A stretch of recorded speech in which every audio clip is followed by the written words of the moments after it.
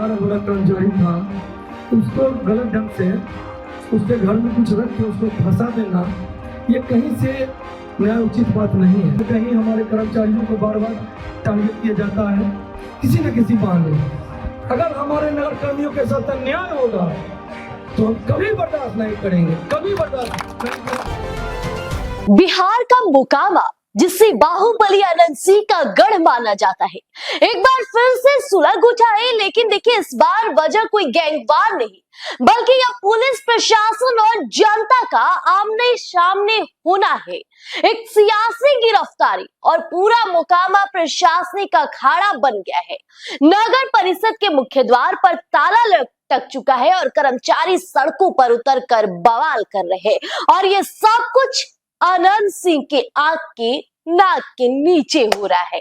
देखिए, आखिर एक गिरफ्तारी ने पूरे सिस्टम की नींव कैसे हिला दी। क्या पुलिस की कार्रवाई तानाशाही है या फिर इसके पीछे छिपा है 150 गायब कैमरों का बहुत बड़ा सच। नमस्कार, मैं प्रिया राज और आप देख रहे हैं स्वराज पोस्ट। आज बात करेंगे मोकामा के उस बवाल की जिसने सुरक्षा व्यवस्था की पोल खोलकर रख दी है और लगातार इस तरह के मामले आ रहे हैं। लेकिन पूरे मामले की शुरुआत होती है चिंतामणि चक इलाके से। देखिए, पुलिस का दावा है कि गुप्त सूचना के आधार पर मोकामा नगर परिषद के कर्मचारी रंजन कुमार के घर पर छापेमारी की गई। अब पुलिस के मुताबिक वहां से पिस्तौल, कारतूस, अवैध शराब की बोतलें बरामद हुई, जिसके बाद रंजन को तुरंत गिरफ्तार भी कर लिया गया। गिरफ्तारी तक ठीक रहा, लेकिन इस कार्रवाई के बाद मोकामा का माहौल गर्मा गया और नगर परिषद के सभापति नीलेश कुमार ने पुलिस पर सीधा हमला बोल दिया। सबसे पहले वो वीडियो हम दिखाते हैं कि अभी मोकामा का रंग रूप कैसा है। जहाँ तक मैं समझता हूँ कि नगर परिषद और थाना सभी एक दूसरे के हिस्से हैं और सभी को एक दूसरे के सहयोग भी करना चाहिए। हमारे जो लोग हैं जो दिन रात काम करते हैं, सभी हमारे परिवार के हिस्से हैं। पिछले दिनों से मैं ये घटना देख रहा हूँ कि लगातार कुछ न कुछ पड़ताल सुनाई, या पुलिस ने इसको उठा लिया, पुलिस ने उसको उठा लिया, तो बहुत चीज नजरअंदाज भी कर रहा था। लेकिन 2-3 दिन पहले की जो घटना है, रंजन जी की जो घटना है, जब मुझे जानकारी हुआ, सचमुच मेरे दिल को मर्माहत किया कि एक होनहार और ईमानदार और बड़ा कर्मचारी था, उसको गलत ढंग से उसके घर में कुछ रख के उसको फंसा देना, ये कहीं से न्याय उचित बात नहीं है। ये जो है कानून के खिलाफ है और प्रशासन के लोग भी जो बैठे हुए हैं, इनको भी इस बात को समझना चाहिए क्या सही है क्या गलत है। जांच का विषय का वस्तु है कि ना कि कोई कह दिया कि ये है वो है तो आप उसको जेल भेज दें। तो सभी बिंदु है, हमारे कर्मचारियों में इस बात का रोष है कि लगातार निरंतर कहीं ना कहीं हमारे कर्मचारियों को बार बार टारगेट किया जाता है किसी न किसी बहाने।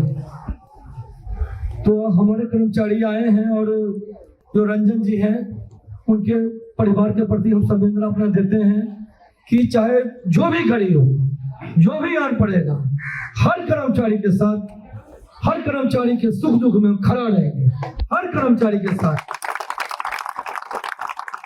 चाहे मुझे क्यों जेल जाना नहीं पड़ेगा, हमारा कर्मचारी जेल जाएगा तो उसके लिए जो भी बनेगा हम करेंगे। अभी सब लोग आए हैं कि हड़ताल कर देना है या बंद कर देना है, निकाय ठप रहेगा, तो निश्चित रूप में मेरा प्रयास होगा आप लोगों को समझाने का कि आप लोग के साथ हर संभव हम खड़ा हैं, जो भी बनेगा हम करेंगे। एक भाई बनकर, एक बेटा बनकर, एक नगर का सेवक बनकर हर परिस्थिति में अपने कर्मचारियों के साथ खड़ा रहेंगे और आपकी मांगों के लिए हम माननीय सम्राट जी मुख्यमंत्री जी के पास भी जाके निश्चित रूप में इस घटना का बात रखेंगे, सीनियर एसपी साहब के पास बात रखेंगे, डीजीपी साहब के पास बात रखेंगे। जहां हमको जाना पड़ेगा इसके न्याय के लिए हम जाएंगे और हर परिस्थिति में हम अपने नगर के सभी कर्मी के साथ हैं। अगर हमारे नगर कर्मियों के साथ अन्याय होगा तो हम कभी बर्दाश्त नहीं करेंगे, कभी बर्दाश्त नहीं करेंगे। हर परिस्थिति में अपने नगर कर्मी के साथ है।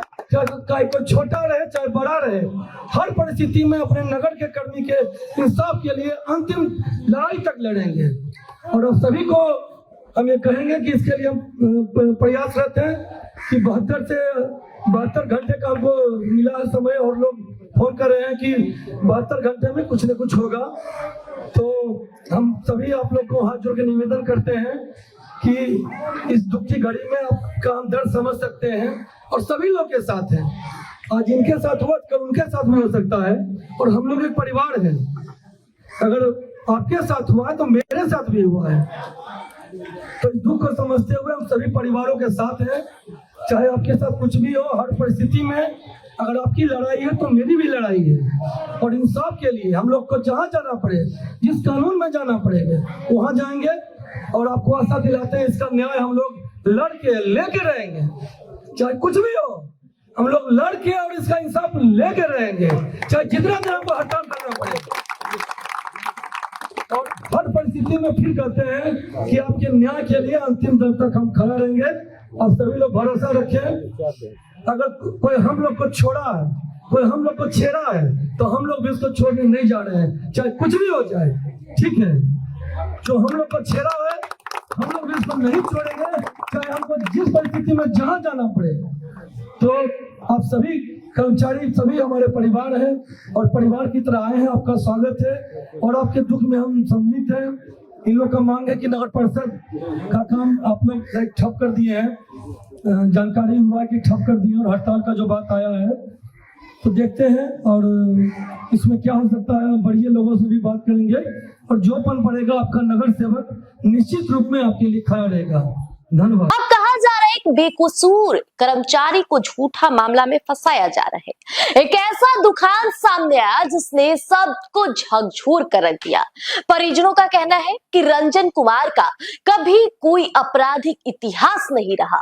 जब गुजरात में काम कर रहे उनके बड़े भाई के पास इस गिरफ्तारी की खबर पहुंची तो सदमे से उन्हें दिल का दौरा पड़ा और उनकी मौत हो गई। यानी एक तरफ पुलिस की बरामदगी का दावा है तो दूसरी तरफ परिवार का रो रो कर बुरा हाल कि पुलिस की एक तरफा कार्रवाई ने उनके घर का चिराग बुझा दिया। लेकिन कहानी सिर्फ देखिए गिरफ्तारी तक अब सीमित नहीं है। इस जांच के दौरान एक ऐसा खुलासा हुआ है जिसने अब स्थानीय प्रशासन के होश उड़ा दिए हैं। थानाध्यक्ष कुणाल कुमार ने नगर परिषद पर बहुत गंभीर सवाल खड़े किए। कागजों के मुताबिक मोकामा नगर परिषद क्षेत्र की सुरक्षा के लिए 160 सीसीटीवी कैमरे लगाए गए थे, लेकिन जब पुलिस ने जमीनी हकीकत खंगाली तो पता चला कि 160 में सिर्फ 10 कैमरे चालू है। जी हाँ, कागजों में 160, जमीन पर महज 10। थानाध्यक्ष कुणाल कुमार ने सीधा सवाल उठाया है कि आखिर कागजों में दर्ज 150 कैमरे कहां गायब हो गए। देखिए, किसी भी वारदात की जांच के दौरान पुलिस को नगर परिषद से कोई तकनीकी मदद नहीं मिलती, तो आखिर किसकी शाह पर जनता को सुरक्षा के नाम पर यह खिलवाड़ किया जा रहा था? इसका बजट किसकी जेब में गया? और कर्मचारियों की तालाबंदी और गायब कैमरों के इस खेल ने पूरे प्रशासनिक ढांचे पर एक बड़े सवाल खड़े कर दिए हैं। लेकिन आज बाहुबली छोटे सरकार का पूरा इलाका गरमाया हुआ है। क्या वाकई रंजन कुमार के पास से अवैध हथियार मिले या परिजनों का आरोप सही है कि उन्हें फंसाया गया है? दूसरा सवाल, अगर 160 सीसीटीवी कैमरे पास हुए थे तो 150 बंद क्यों?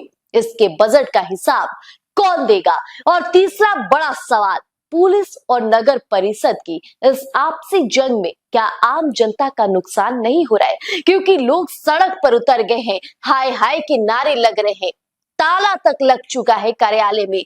लेकिन अब छोटे सरकार को भी आंख खोलना होगा और इस मामले में प्रखर होकर सामने आना होगा, क्योंकि क्षेत्र उनका है और सवाल उनसे भी जनता कर रही है, उम्मीद उनसे भी जनता लगाई बैठी है। फिलहाल वहां से क्या कुछ तस्वीर निकलकर सामने आएगा, स्वराज पोस्ट आप तक पहुंचाता रहेगा।